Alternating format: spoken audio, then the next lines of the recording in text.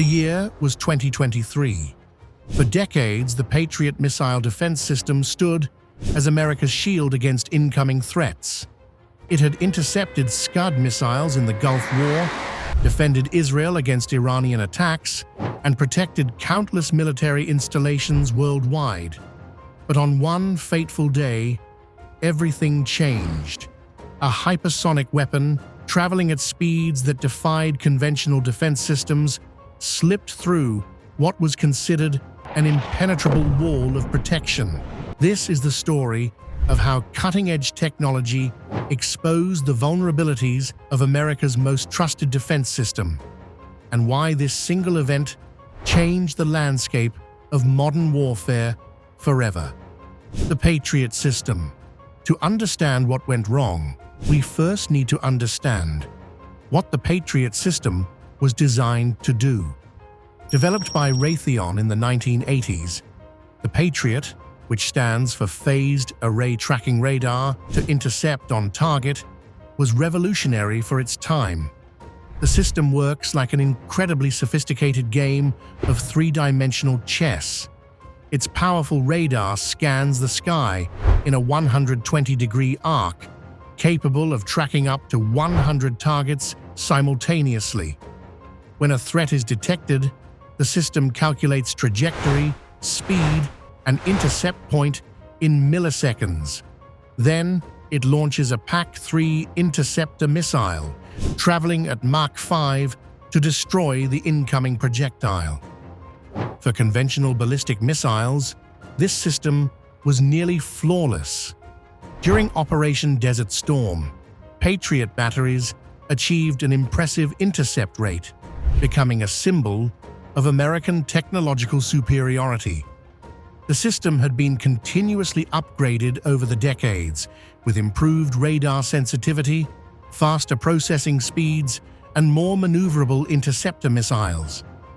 By 2023, the latest Patriot systems could engage targets at ranges exceeding 100 kilometers and altitudes up to 35 kilometers.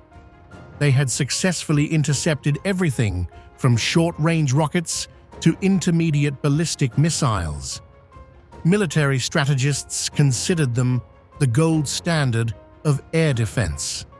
But there was one type of threat the Patriot system had never been truly tested against: hypersonic weapons. The hypersonic revolution.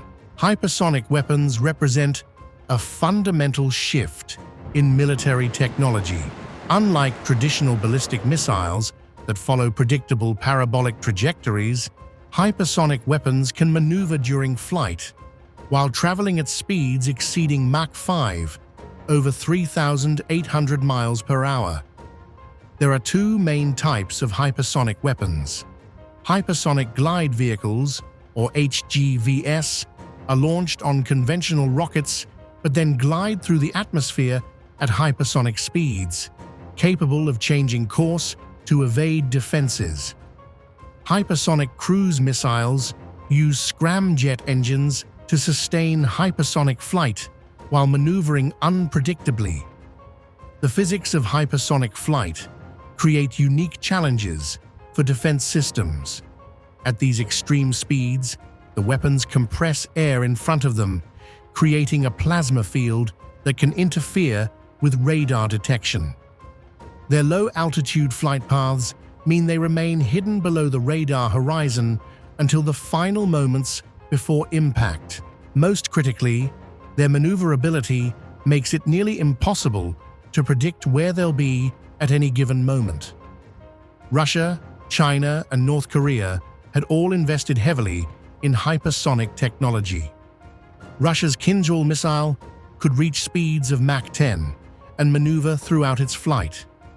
China's DFZF glide vehicle could change direction multiple times during its approach.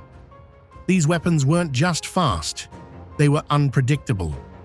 Intelligence agencies had warned that these weapons posed a significant threat to existing defense systems. Computer simulations suggested that even the most advanced Patriot batteries would struggle against hypersonic attacks. But simulations are one thing. Reality, as the world was about to discover, was far more sobering. The day everything changed. The attack came without warning on a Tuesday morning.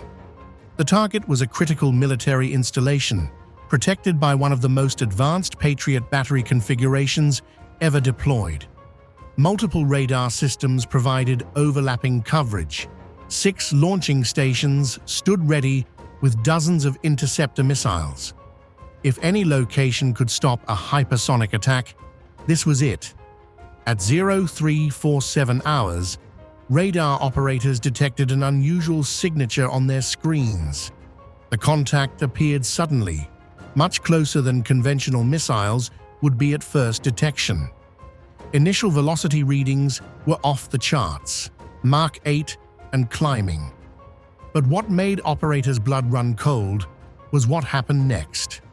The target began to maneuver. Standard protocol called for immediate engagement. The Patriot system's computer began calculating intercept solutions, but the incoming weapon's erratic flight path made precise targeting nearly impossible. Every time the system locked onto a predicted intercept point, the weapon would shift course slightly, forcing new calculations. The first PAC-3 interceptor launched at 034815.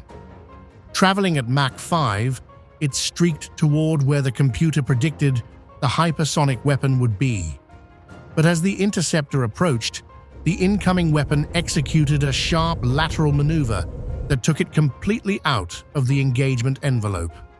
2 more interceptors launched in rapid succession. The hypersonic weapon responded by diving toward a lower altitude, then climbing again, creating a zigzag pattern that defied every interception algorithm in the Patriot software. At 034932, just 85 seconds after first detection, the hypersonic weapon reached its target. The entire engagement had lasted less than a minute and a half. 3 interceptor missiles had been fired. All 3 had missed. The impact created a crater 50 feet across and sent shockwaves through the global defense community.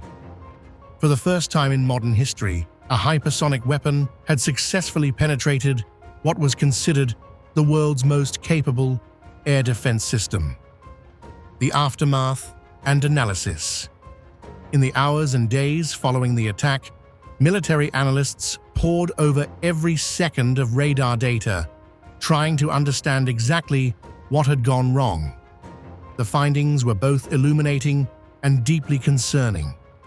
The hypersonic weapon had exploited every weakness in the Patriot system simultaneously. Its late detection meant the engagement window was impossibly short. Its maneuverability made trajectory prediction nearly impossible. Its speed meant that even if an intercept had been achieved, the closing velocity would have been so high that successful interception was unlikely. But the most troubling discovery came from the radar analysis. The plasma field created by the hypersonic weapon's extreme speed had indeed interfered with radar tracking, creating what experts called signature degradation.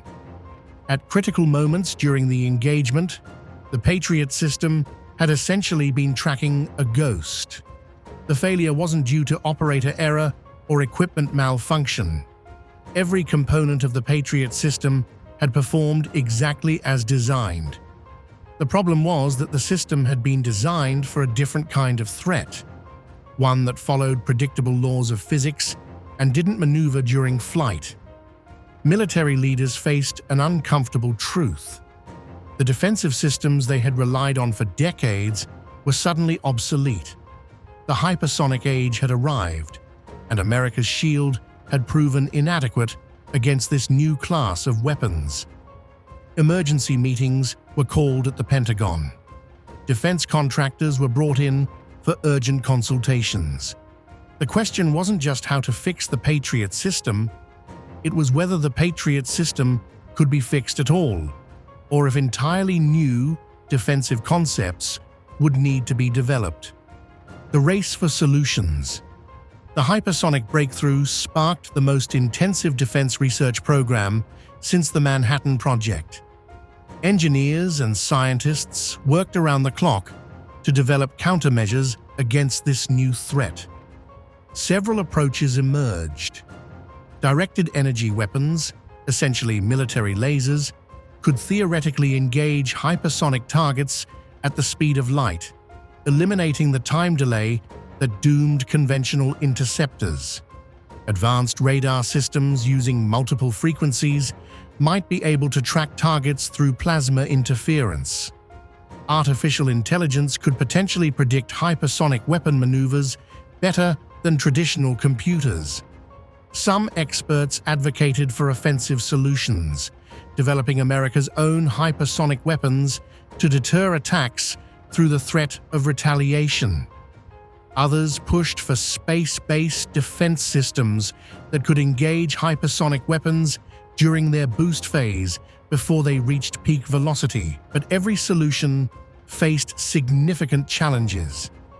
Laser weapons required enormous amounts of power and were vulnerable to atmospheric conditions. Advanced radars were incredibly expensive and still couldn't guarantee successful targeting. AI systems needed massive amounts of training data that didn't exist for hypersonic engagements. The timeline for deployment was measured in years, possibly decades. Meanwhile, potential adversaries continued to advance their hypersonic capabilities, creating what defense analysts called a capability gap, a period when America's defenses would remain vulnerable to hypersonic attack. The day the Patriot missed changed everything.